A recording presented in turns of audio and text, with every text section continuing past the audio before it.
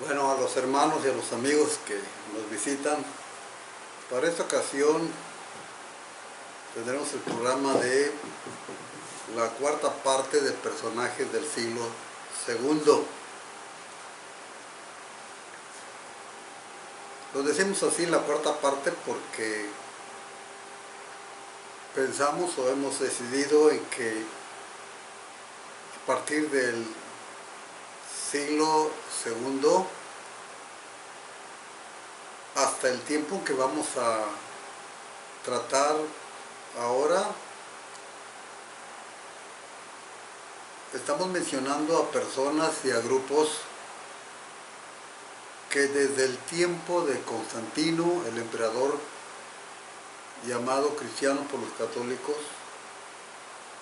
siempre han sido perseguidos aquellos que no han querido someterse a los caprichos, a las necesidades, a las herejías de lo que el catolicismo romano empezó a expresar, a creer y enseñar, partiendo de su institucionalización a partir de Constantino, a partir de que se unió, a partir de que entró en maridaje, en matrimonio con el imperio romano pagano. En esta ocasión entonces vamos a tratar la cuarta parte de personajes del siglo II. Y ahora vamos a pasar a los siglos, a los años, a los siglos cercanos y próximos a la aparición de los reformadores protestantes, de los protestantes históricos, de los que protestaron en contra del Papa y en contra especialmente de las doctrinas en donde se compraba el perdón de los pecados por medio del dinero, es decir, la doctrina de las indulgencias, que fue lo que movió a Martín Lutero a querer él reformar a la Iglesia Católica. Martín Lutero nunca quiso salirse de la Iglesia, no era su intención, su propósito era cambiar la imagen que tenía la Iglesia Católica, pero la posición convenenciera, los intereses y la vida mundana de los jerarcas religiosos no le concedió esta oportunidad.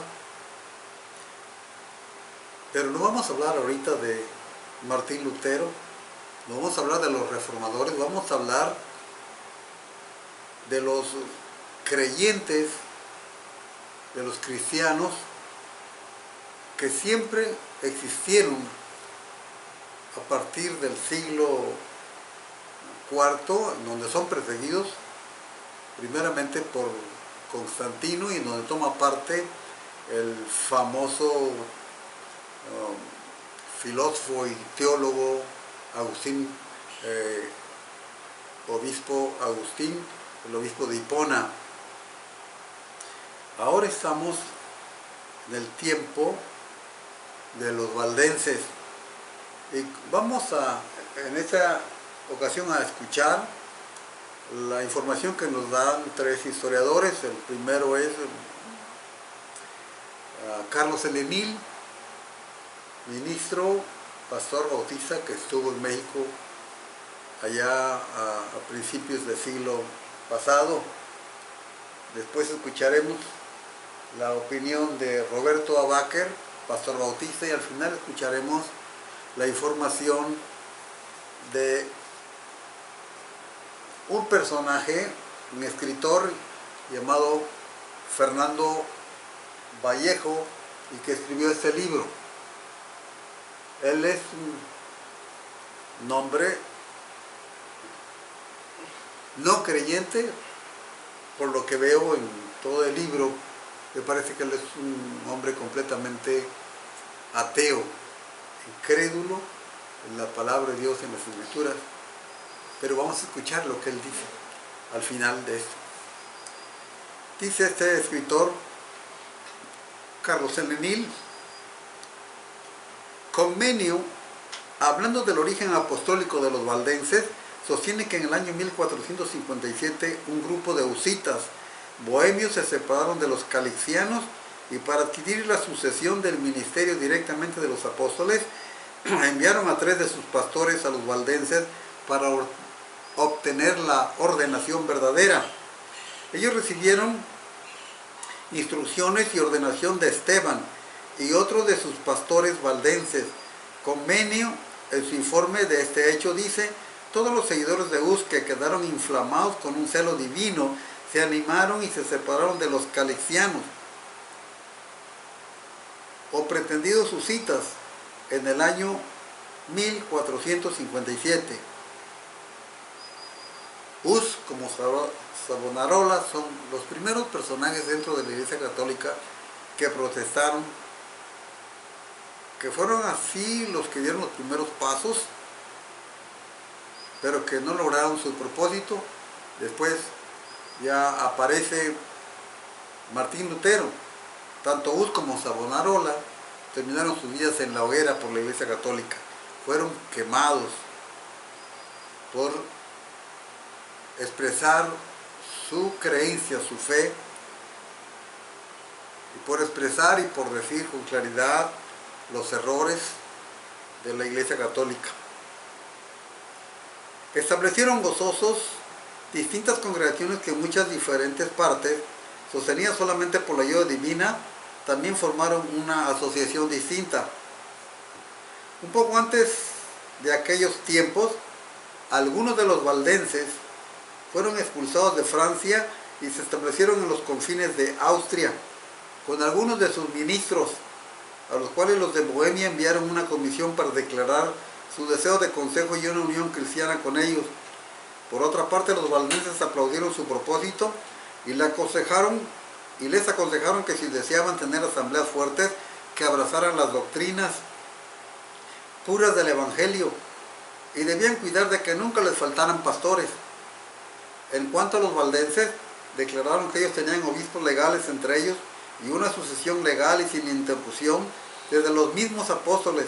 Ellos muy solemnemente ordenaron a 3 de sus ministros, aunque no creyeron a propósito tomar nombre de obispo, por causa del abuso anticristiano de ese nombre, conformándose con el nombre de anciano. Alix, CHS, OF, Piedmont, página 364. Vemos así que los valdenses primitivos sostuvieron una sucesión legal y sin interrupción desde los apóstoles mismos. ¿Cómo puede un hombre que no esté fuera de sí pretender con justicia que los valdenses se originaron de Roma? En respuesta a las pretensiones de los que sostienen que los valdenses tuvieron origen de Waldo, el doctor Alix dice: para aclarar este asunto una vez y para siempre digo, primero, que es una cosa absolutamente falsa que estas iglesias hayan sido fundadas por Pedro Waldo. Muéstrense algún autor de aquel tiempo que haya declarado que Pedro Waldo predicó en aquella parte de Italia o que fundó alguna iglesia ahí. Produzcas alguna tradición segura de que aquel pueblo que refiere el origen de sus iglesias a Pedro Waldo. Los que escribieron en aquel tiempo no nos dejaron nada de tal cosa, ni los que vinieron después nos dijeron algo. Eso es lo que dice Alix, el historiador. Por lo tanto, debemos concluir que es mera falsedad pretender que Waldo fue la persona que llevó la reformación a Italia. Yo sé en verdad que Waldo tuvo el cuidado de que las escrituras fueran traducidas a la lengua vulgar, y las iglesias de Italia recibieron muchos beneficios de aquella traducción, de la cual hasta este día tenemos algunos ejemplares en la Universidad de Cambridge. Pero de esto no se debe inferir en ninguna manera que Pedro Waldo fue el fundador de las iglesias. Además, digo por la confesión de los enemigos de los valdenses que es absolutamente falso decir que estas iglesias no tuvieron su origen antes de Waldo. Tenemos la confesión de Reinerio, el inquisidor, que vivió en la primera parte del siglo XIII. Él confesó sinceramente que esta herejía, que así se llamó la de los valdenses, o los pobres de León, fue de una remota antigüedad. Entre estas sectas que han sido o son, él dice, capítulo 4, no hay ninguna más peligrosa para la Iglesia Católica que aquella de los leonistas, por 3 razones. Primera, porque esta secta es de una antigüedad más remota que cualquiera otra. Segundo, porque algunos dicen que ha existido desde el tiempo del Papa Silvestre, 314 después de Cristo, y otros dicen que desde el día de los apóstoles. Esto es lo que dice Reinerio, el inquisidor. Tercero, porque es la más general de todas las sectas, porque afirma que no hay casi ningún país en que no se encuentre extendida esta secta. Alix CHS OF Piedmont, página 192. Por supuesto que para los católicos ellos fueron herejes, pero para los que aceptan la Biblia como su única regla de fe y práctica y a Cristo como su único jefe, ellos fueron los testigos fieles en la oscuridad, luchando contra el catolicismo. Otra vez, el origen apostólico de los valdenses se encuentra en el prefacio de la traducción de su Biblia.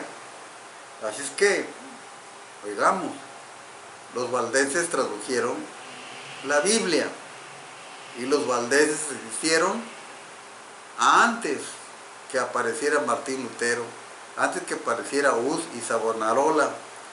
Dado por D. Ambers como sigue: en el prefacio de la Biblia francesa y la primera que fue publicada, ellos dicen que siempre han tenido el gozo completo de la verdad celestial contenida en las Sagradas Escrituras, desde que fueron enriquecidos con ellas por los apóstoles mismos, habiendo preservado en buenos manuscritos la Biblia entera en su lengua natal, de generación en generación. More, Historia, página 14. En el estudio que hemos hecho de los policianos, vimos que ellos fueron a todas partes de Europa y en Francia fueron llamados albigenses, y sabemos que enseñaron las mismas doctrinas de los valdenses. Ahora vamos a ver lo que nos dice el historiador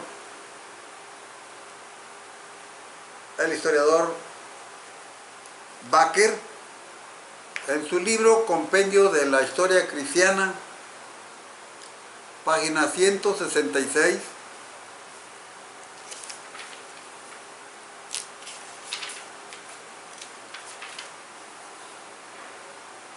Dice así: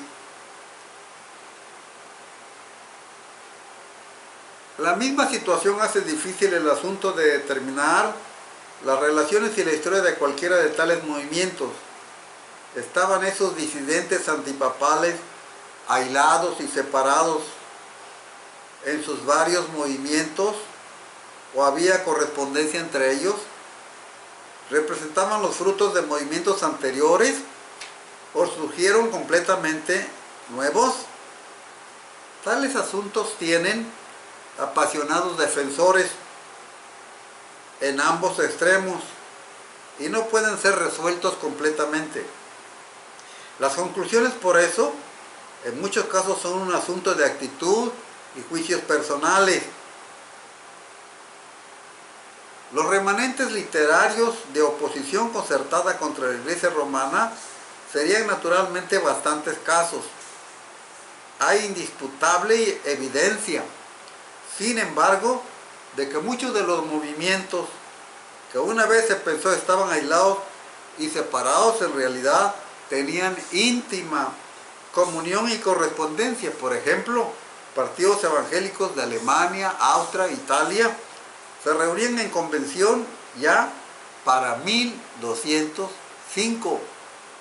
Repito, los movimientos que una vez se pensó estaban aislados y separados, en realidad tenían íntima comunión y correspondencia. Por ejemplo, partidos evangélicos de Alemania, Austria e Italia se reunían en convención para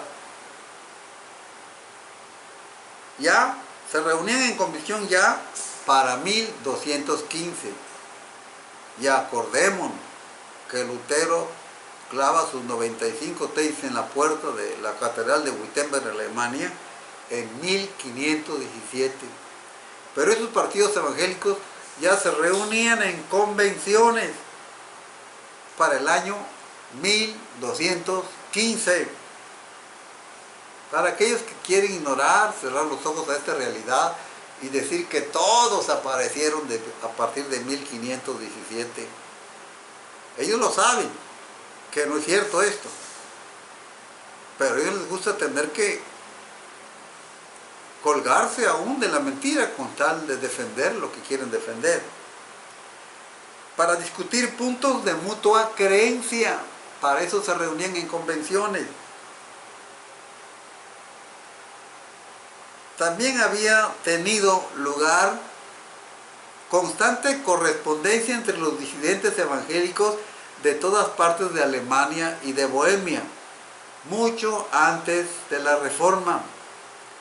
En el siglo XIII, pongan atención, en el siglo XIII, Lutero apareció en el siglo XVI, el Papa Inocente III, miren lo que hizo este hombre, denunció la tradición de las escrituras al lenguaje del pueblo.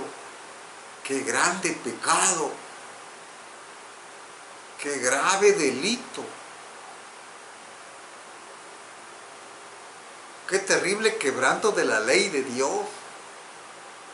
Traducir las sagradas escrituras al lenguaje del pueblo. El Papa Romano Inocente III en el siglo XIII denunció la traducción de las escrituras al lenguaje del pueblo. Esto me hace recordar acá, en mi tierra, en mi región, cómo el pueblo evangélico tradujo la Biblia a los idiomas que abundan aquí, a los idiomas o dialectos que abundan aquí en el estado de Oaxaca. Y nosotros dimos Biblia en el idioma de los Huaves o Icots, en el idioma de los zapotecas aquí en la región del Istmo, y otros idiomas o dialectos del estado de Oaxaca.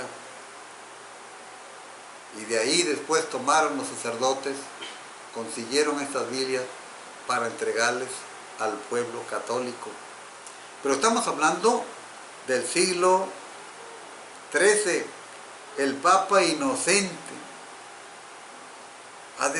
Debe haber sido muy inocente, debe haber tenido el nombre de un bebé para haber hecho esto, denunciar la traducción de las Sagradas Escrituras al lenguaje del pueblo. Y la posesión de las escrituras en lengua vernácula fue considerada como herejía. Y en el siglo pasado se tomaron las Biblias que el pueblo evangélico tradujo a los idiomas de aquí de Oaxaca para que el sacerdocio católico romano se las diera al pueblo católico. Esto marca notablemente, esto hace ver con diáfana claridad la contradicción, el grave error, las sinrazones del catolicismo romano, de la Iglesia Católica Romana. Aún antes de la versión inglesa de Wycliffe, en el siglo XIV, los disidentes traducían la Biblia al lenguaje del pueblo, Existían docenas de traducciones alemanas en el siglo XV.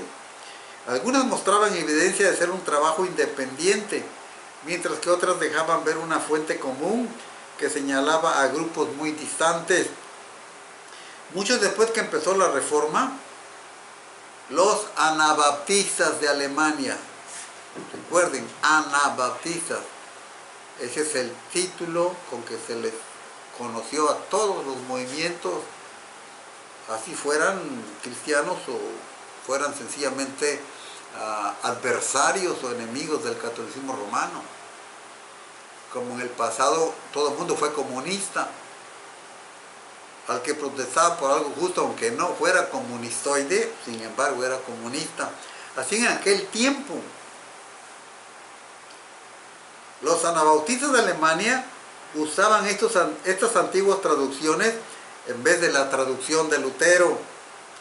Un interesante reflejo de las conexiones entre los disidentes se ve en el hecho de que los valdenses de Italia y Francia, los hermanos de la vida común en los Países Bajos y alemanes, y los hermanos unidos de Bohemia, usaban el mismo catecismo para la instrucción religiosa de los niños. Se encuentran ediciones del mismo catecismo en francés, italiano, alemán y bohemio. No dice el cura Toro, no dicen todos los sacerdotes en YouTube, en el Face, que todas las 50,000 sectas protestantes evangélicos nacieron con Martín Lutero. ¿No dice eso? Ahorita vamos a leer lo que nos dice este señor incrédulo, Fernando Vallejo, que escribió su libro, y que yo le cargo una palabra porque el nombre de la palabra, o la palabra mencionada aquí, se me hace muy vulgar, muy baja, y no me gusta mencionarla. Me voy a permitir, con permiso del autor, aunque ya murió, cambiarle el nombre en este momento nada más. El libro se llama La prostituta de Babilonia. Yo le pongo la palabra prostituta, él le puso otra, pero me parece muy baja la palabra para pronunciarla acá. Un muy interesante reflejo de las conexiones entre los disidentes se ve en el hecho de que los valdenses de Italia, Francia y los hermanos de la vida común en los Países Bajos y Alemania y los hermanos unidos de Bohemia usaban el mismo catecismo para las instrucciones religiosas de los niños. Se encuentran ediciones del mismo catecismo en Francia, italiano, alemán y bohemio. No es difícil encontrar evidencia convincente de que muchos de los movimientos disidentes de los siglos XIII y XIV eran sucesores de los grupos más primitivos. Doctrinas peculiares notables en el sistema de los paulicianos orientales de la Edad Media temprana, por ejemplo, fueron reproducidos por los bogomilos de los Balcanes y por los cátaros de Francia y Alemania. La dispersión occidental de los paulicianos es un hecho histórico. El nombre de los cátaros, griego, tanto en la forma como en el espíritu, lo señala como un movimiento oriental trasplantado al occidente. Probablemente una reaparición de los disidentes paulicianos y bogomilos. Hay evidencia de que la persistencia del antiguo cristianismo de Bretaña, interrumpido por el sínodo de Whitby en 644, así como del antiguo cristianismo del continente, la rápida dispersión de las reformas de Lutero y la repentina aparición de congregaciones anabaptistas organizadas por todo el continente en el siglo XVI testifican un amplio fondo evangélico. Repito, la rápida dispersión de las reformas de Lutero y la repentina aparición de congregaciones anabaptistas organizadas por todo el continente en el siglo XVI testifican de un amplio fondo evangélico.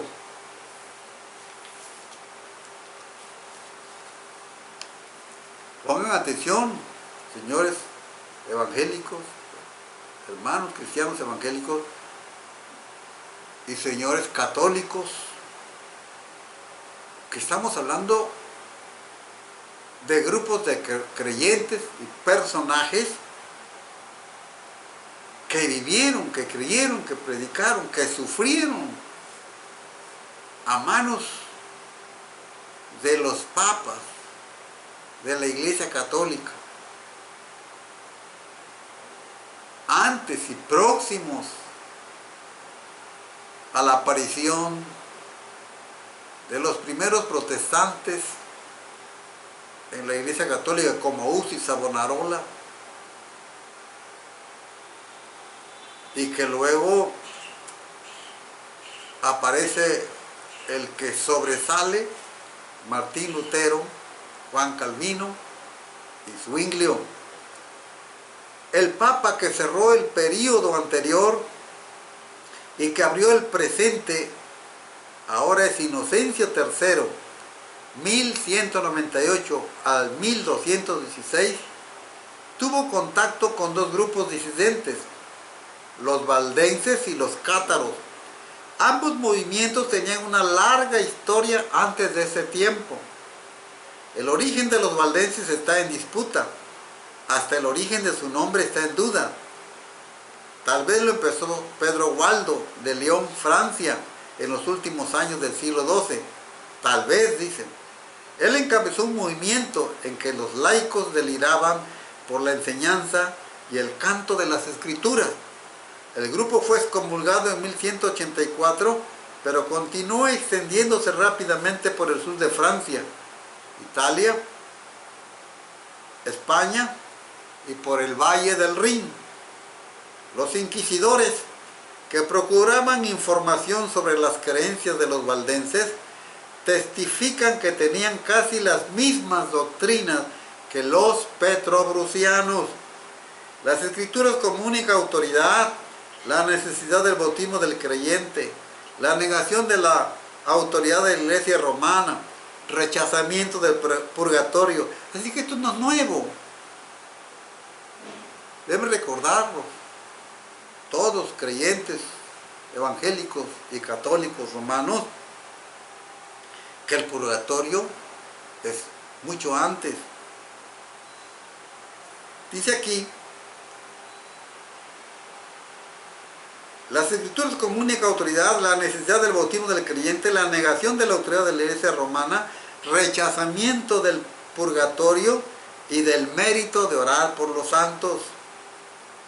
Son característicos de la Iglesia Católica. Y la negación a creer que el pan y el vino se cambian en el cuerpo y la sangre de Cristo por el sacerdote. Así es que esto es mucho tiempo antes de Lutero.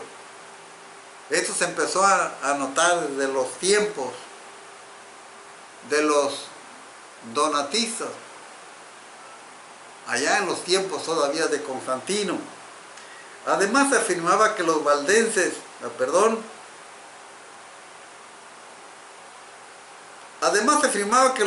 permitían que los hombres predicaran sin una ordenación adecuada, difamaban al Papa, se negaban a hacer confesión canónica y rechazaban los juramentos y la guerra. Por 1212, que ya es el siglo XIII, algunos de estos grupos se acercaron a Inocente III para pedir permiso de reunirse y leer las escrituras. El Papa dio su permiso, pero 3 años después inició un decreto de condenación contra todos los valdenses en un esfuerzo por inutilizar el movimiento. 2 sínodos católicos sucesivos prohibieron la lectura de la Biblia. Miren nomás lo que hacen estos señores. Cuando Cristo Jesús en Juan 5:39 dice: escudriñad la escritura, porque en ellos parece a vosotros que tenéis la vida eterna. Cuando Pablo le dice a Timoteo: toda la escritura es inspirada divinamente y útil para corregir, para redarguir, para instituir en justicia, para que el hombre de Dios sea perfecto y enteramente instruido para toda buena obra. Y aquí este inocente, que no tiene nada de inocente, ahora, después de darle permiso, ahora inicia un decreto de condenación contra todos los valdenses en un esfuerzo por inutilizar el movimiento. Dos sínodos católicos sucesivos prohibieron la lectura de la Biblia en el lenguaje del pueblo, ya fuera por laicos o por clérigos. Aunque fueron severamente perseguidos, los valdenses continuaron hasta el presente tiempo.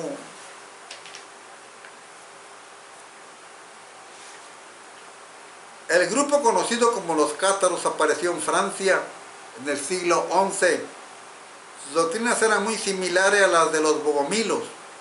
De hecho, los cátaros de Francia consideraban a Bulgaria como su lugar de origen y reconocían a un jefe bogomilo.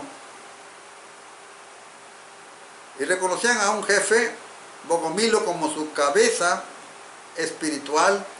Su concepto holístico de Dios y su cristología docéntica surgieron una fuerte influencia maniquea, otra indicación de que tal vez su sistema doctrinal se originó en el Oriente, donde el maniqueísmo era más fuerte. Los disidentes, conocidos como albigenses, porque vivían cerca de Albi en el sur de Francia, eran cátaros. Inocente III, 1198-1216, decidió, en vista de la gran fuerza del movimiento, que debían emplearse fuertes medios para desarrollarlo. Consecuentemente, Inocente envió 2 delegados a Francia para empezar el esfuerzo. Habían sido persuadidos por el obispo de Osma y por Domingo de probar primero medios religiosos. Asumiendo la apariencia de limosneros, los delegados y otros vagaron descalzos y presentaron un ejemplo de humildad y pobreza. Pocos albigenses se conmovieron. Pronto siguieron medidas violentas. El conde Raimundo de Tolosa era el gobernador nominal del área donde los herejes vivían, pero fue indiferente a sus conceptos religiosos, puesto que eran buenos súbditos. Uno de los delegados fue asesinado en 1206 y Raimundo se convirtió en sospechoso de complicidad, o al menos fue acusado de ello. Inocente III proclamó una cruzada contra Raimundo y los albigenses. Quien quiera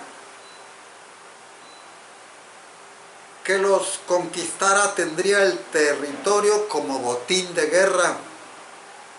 Cuando los ciudadanos eran capturados, sus habitantes eran matados o vendidos como esclavos. Los albigenses huyeron por toda Europa y otros de los cátaros siguieron sus ejemplos. El Papa Inocente promovió mediante el Cuarto Concilio Lateranense en 1215 3 cánones relativos a los herejes. Los gobernadores seculares no deben tolerar a los herejes en su dominio, y los gobernadores seculares que se nieguen a desarraigar a los herejes deben ser echados, ya sea por sus súbditos o por cruzados del extranjero.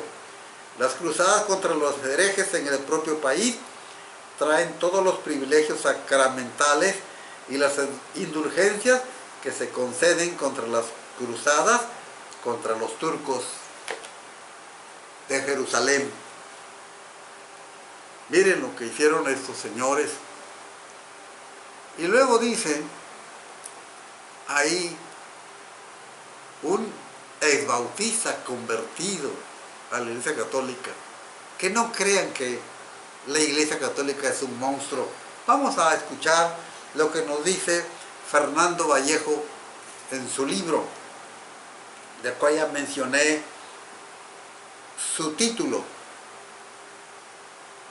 Nos dice así Fernando Vallejo en la página 6 de su libro. Nos dice de la siguiente manera: en la página 6,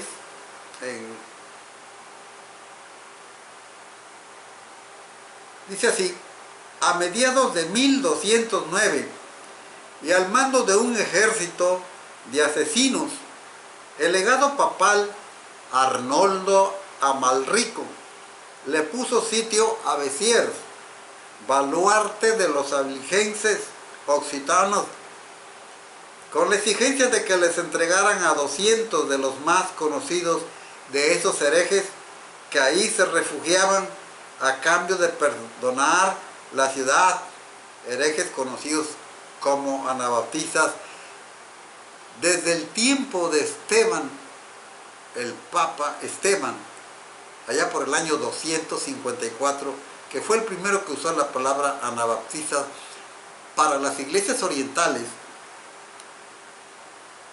que rechazaban el bautismo del catolicismo romano en ese tiempo y lo identificaban como un bautismo herético y bautizaban a los que de las iglesias católicas iban a ellos.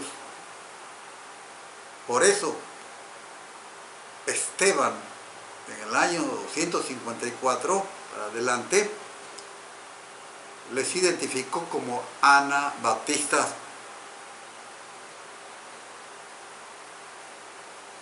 Amalrico era un monje cisterciense. Amalrico era un monje cisterciense al servicio de Inocencio III. Voy a permitirme repetirlo. A mediados de 1209 y al mando de un ejército de asesinos, el legado papal Arnoldo Amalrico le puso sitio a Béziers, baluarte de los albigenses occitanos, con la exigencia de que le entregaran a 200 de los más conocidos de esos herejes que ahí se refugiaban. A cambio de perdonar la ciudad, Amalrico era un monje cisterciense al servicio de Inocencio III. Su ejército era una turba de mercenarios, duques, condes, criados, burgueses, campesinos, obispos feudales y caballeros desocupados, y los albigenses eran los más devotos continuadores de Cristo. Estoy leyendo a un incrédulo, o mejor dicho, de lo que los ingenuos creen que fue Cristo, el hombre más noble y justo que haya producido la humanidad, nuestra última esperanza. Así les fue. Colgados de la cruz de esa esperanza, terminaron masacrados. Los ciudadanos de Béziers decidieron resistir y no entregar a sus protegidos, pero por una imprudencia de unos jóvenes atolondrados, la ciudad cayó en manos de los sitiadores y estos,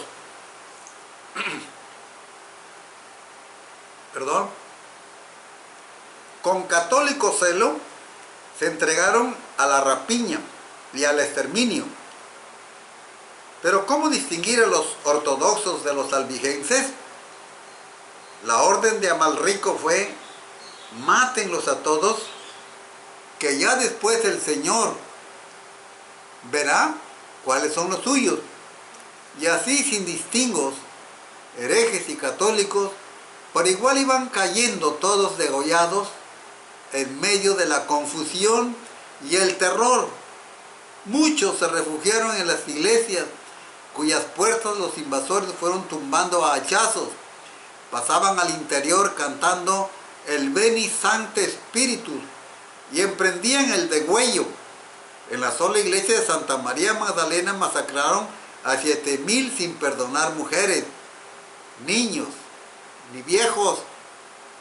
Hoy su santidad le escribía esa noche a Amalrico a Inocente III: 20,000 ciudadanos, 20,000. Y luego Sharon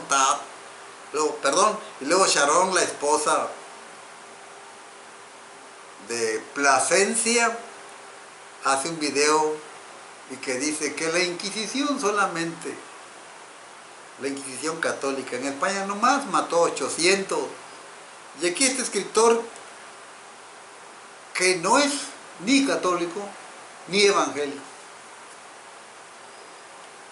no es cristiano, tengo la impresión que es un incrédulo, es un ateo, pero él dice: en la sola iglesia de Santa María Magdalena masacraron a 7,000 sin perdonar mujeres, niños ni viejos. hoy su santidad le escribí esa noche a Malrico a Inocencio III. 20,000 ciudadanos fueron pasados por la espada sin importar el sexo ni la edad, albigenses o no. Los 20,000 eran todos cristianos. Y así ese papa criminal que lleva el nombre burlón de Inocencio, 20 veces más correligionarios que los que mataron los emperadores romanos cuando la llamada era de los mártires a lo largo y ancho del imperio, los hubieran matado a todos y no habríamos tenido a Malricos, ni Inocencios, ni Edad Media. Estoy leyendo a Fernando Vallejo, autor de La prostituta de Babilonia. Qué feliz sería el mundo sin la sombra ominosa de Cristo, pero no, hasta ahí lo dejo. Paso ahora a la página 28 y 29, que dice así: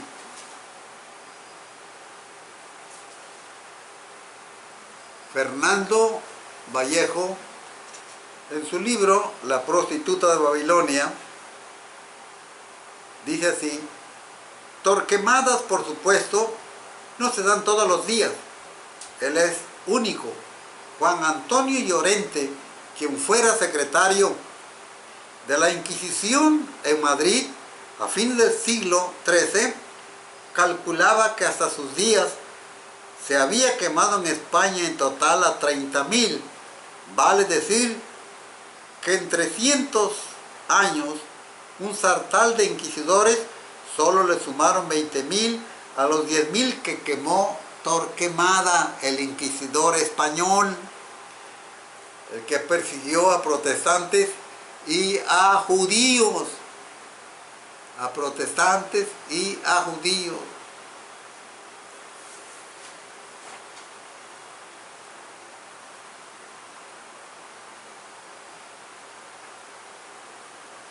Repito, vale decir que en 300 años un sartal de inquisidores solo le sumaron 20,000 a los 10,000 que quemó Torquemada en sus escasos 11 años de gestión comburente. Y Charón, la esposa de Plasencia, dice que solamente 800 mató la Inquisición española, mató la Iglesia, la Inquisición. Como Mozart, Torquemada vale por cuantos lo preceden y lo siguen. Cotéjense si no estas pobres cifras ajenas con las suyas. Robert Le Bourget quemó a 183, Bernard Guy a 42, Conrado de Marburgo a unos 20. En Portugal quemaron a 184, 3,800 en Goa, 20 en Salem. ¡Qué desilusión! No hay como la raza hispánica, a quien nosotros nos debe el papado 3 tesoros: los dominicos, los jesuitas y el Opus Dei, los lacayos y esbirros como estos. ¿Dónde va a encontrar su santidad? Inocencio IV, ahora ya no es el tercero, ahora es el Inocencio IV, autorizó la tortura. Las cámaras de la Inquisición se convirtieron entonces en las mazmorras del infierno. A los acusados los encerraban en celdas aislados, les impedían ver a los familiares, les ocultaban los nombres de sus acusadores. Al que no confesaba pronto le aplicaban como aperitivo las empulgueras, unas abrazaderas que se cerraban con un tornillo y que iban triturando y dislocando dedos. No confesaba, lo pasaban entonces a las botas quiebratibias para sentarlo luego en una silla ardiente a descansar, una silla con una horquilla bajo un asiento metálico erizado de clavos afilados que se calentaban al rojo vivo. Estamos hablando del siglo XIII. Estamos hablando de los valdenses, de los albigenses. Hasta aquí dejamos esta parte, porque la otra, la quinta, hablaremos de los luteranos. Hablaremos brevemente de los reformadores protestantes históricamente. Que Dios bendiga a todos.